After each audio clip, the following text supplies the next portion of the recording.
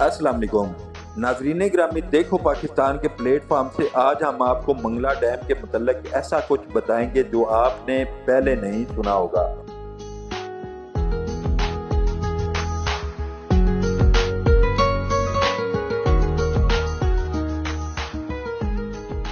नाजरीन ग्रामी, बात करें अगर दरियाए झेलम की तो ये अब भी नए मीरपुर शहर के मगरब में बह रहा है।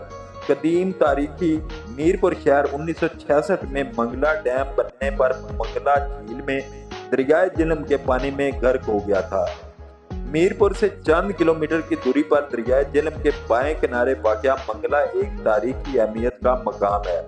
मोरखीन लिखते हैं कि यूनानी बादशाह 326 कबल मसीह में मंगला के मकाम से दरियाए झेलम अबूर करके महाराजा पोर्स की फौजों पर हमला आवर हुआ था। मंगला की सबसे ऊंची पहाड़ी पर मंगला देवी, जो महाराजा पोर्स की बेटी बताई जाती है, उसका मंदिर भी था। इसी मकाम पर सदियों से बने मंगला किला की एक अपनी तारीख है। रियासत खड़ी खड़ियाली का सदर मकाम भी अरसा दराज तक इसी मंगला किला में कायम रहा था। पंजाब के जिला गुजरात और उसके करीबी इलाका जात को सैराब करने के लिए बरतानवी राज में 20वीं सदी की पहली दहाई में नहर अपर झेलम में मंगला के मकाम से निकाली गई थी। इस लिहाज से मंगला एक कदीम तारीखी अहमियत का हामिल मकाम है।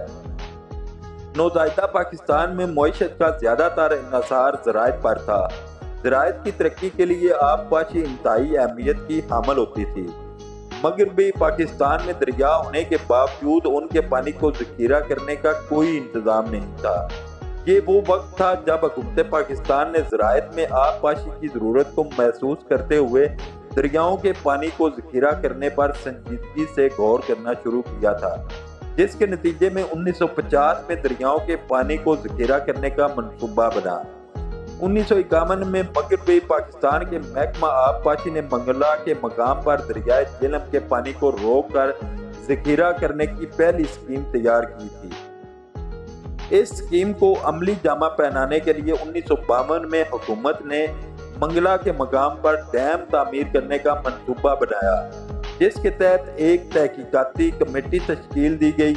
इस कमेटी का काम अच्छी बैनुल अक़वामी फर्म की मुशावरत से मंगला के मकाम पर डैम तामीर करने का मंसूबा तैयार करना था। इस मकसद के लिए एक अमेरिकन कंपनी टिप्टन एंड हिल की खिदमात हासिल की गई, जिसने इस जगह का तफसीली मुआयना करके और मकामी इंजीनियर्स की मुशावरत से 1954 में अपनी सिफारिशात हुकूमत को पेश की। उन्होंने इस मकाम पर 346 फुट बुलंद डैम की सिफारिश की थी। डैम में मजमूई तौर पर 41 लाख मकब एकड़ फुट पानी ज़खीरा करने की गुंजाइश रखी गई थी। 1957 में हुकूमत पाकिस्तान ने मंगला डैम ऑर्गेनाइजेशन कायम की और मंगला डैम की तामीर की निगरानी के लिए एक बरतानवी मुशावरत engineering firm Beni and partner London की खिदमात हासिल की थी।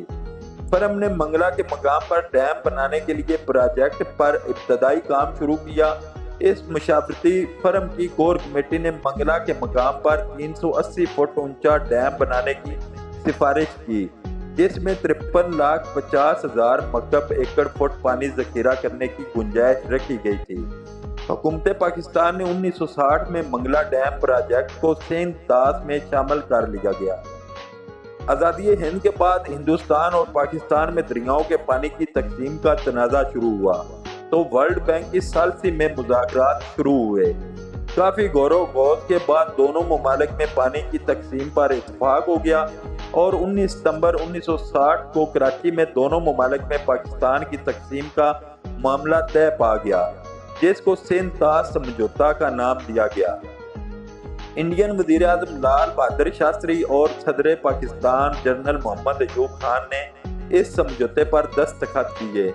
सिंध दास समझौते के तहत दरियाए झेलम और दरियाए चनाब और दरियाए सिंध का पानी पाकिस्तान के हिस्सा में आया और दरियाए रावी, दरियाए ब्यास और दरियाए सतलज के पानियों पर हिंदुस्तान का कब्जा हो गया था। हिंदुस्तान के साथ सिंध दास समझौता तय पाते ही हुकूमत पाकिस्तान ने मंगला डैम की तामीर करने की मंजूरी दे दी थी।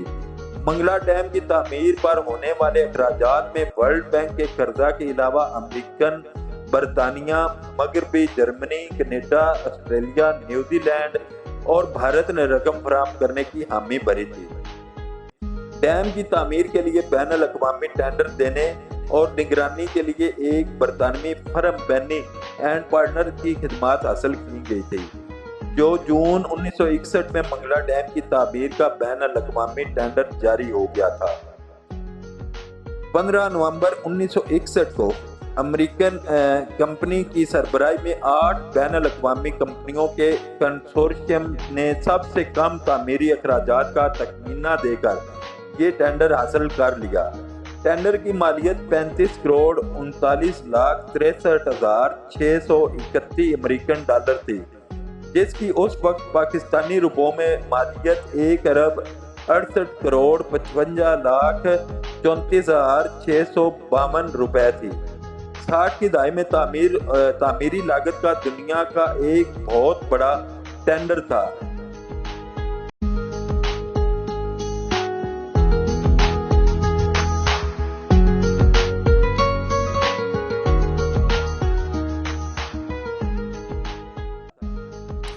منگلا ڈیم کی تعمیر پر کل لاگت 1 ارب 47 کروڑ 30 لاکھ امریکن ڈالر آئی، جس کی مالیت اس وقت پاکستانی روپوں میں 15 ارب 58 کروڑ 70 لاکھ روپے تھی۔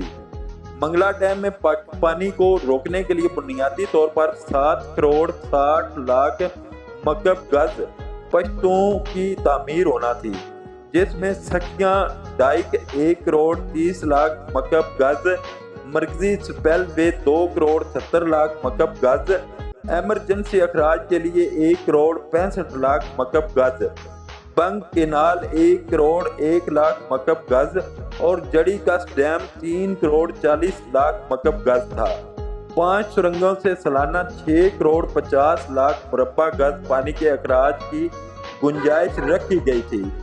منگلا ڈیم مٹی اور پتھروں سے بننے والا اس وقت پانی ذخیرہ کرنے کے لیے دنیا کا سب سے بڑا ڈیم تھا۔ امریکی، برطانوی اور یورپین کمپنیاں دنیا میں جہاں بھی کام کرتی تھی وہ اپنے کارندوں کی رہائش اور کام کی جگہوں کو محفوظ بنانے پر خصوصی توجہ دیتی تھی تاکہ وہ اطمینان سے اپنا کام کر سکیں۔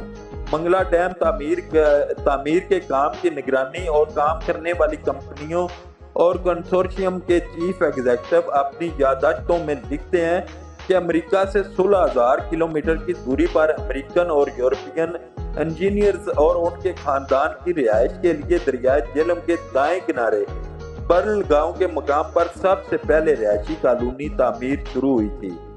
امریکن اور یورپین انجینئرز اور ان کے خاندانوں کے لیے 375 رہائش گاہیں تعمیر کی گئی تھی۔ اکیلے افراد کے لیے 105 کمروں پر مشتمل 5 کوارٹرز تعمیر کیے گئے تھے۔ برطانوی کمپنی بینی اینڈ پارٹنرز کے منتظمین، انجینئرز اور ان کے خاندانوں کے لیے مزید 88 رہائش گاہیں تعمیر کی گئی تھیں۔ ان رہائش گاہوں کی تعمیر کے لیے 90 لاکھ اینٹیں استعمال ہوئی تھی جو نزدیکی بھٹوں پر تیار کی گئی تھی۔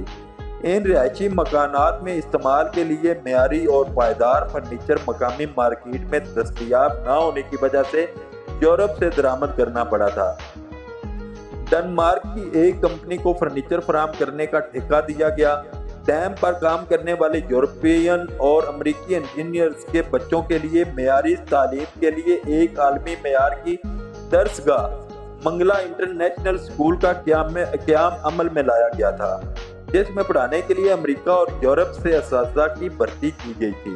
لوگوں کی صحت اور طبی امداد کے لیے 86 بستروں کا ایک جدید ترین اسپتال بھی بنایا گیا تھا۔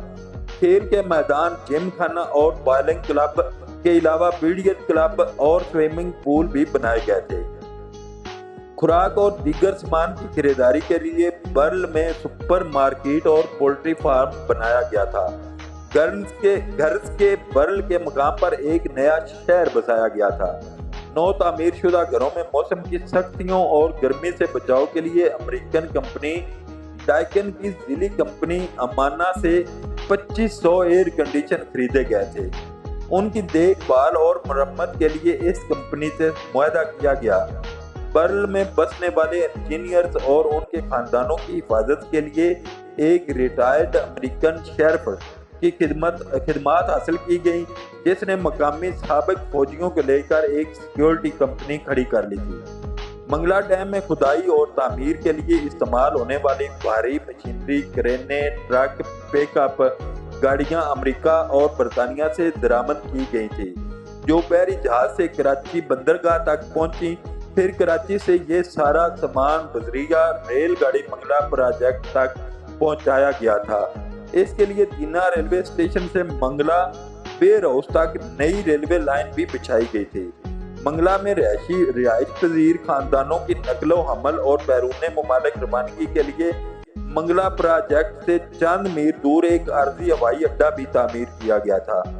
اس وقت تک ملک میں واحد بین الاقوامی ہوائی اڈہ کراچی میں تھا۔ امریکہ اور برطانیہ سے کراچی پہنچنے والے خاندانوں کو چھوٹے طیاروں کے ذریعے منگلا ایئرپورٹ پر پہنچایا جاتا تھا، جہاں سے وہ اپنے گھروں تک پہنچتے تھے۔ اگر آج کی معلوماتی ویڈیو آپ کو اچھی لگی ہو تو ہمارے چینل دیکھو پاکستان کو سبسکرائب کریں اور ساتھ میں بیل آئیکن کے بٹن کو ضرور دبائیں تاکہ ہر نئی آنے والی ویڈیو کا نوٹیفیکیشن آپ کو موصول ہو سکے۔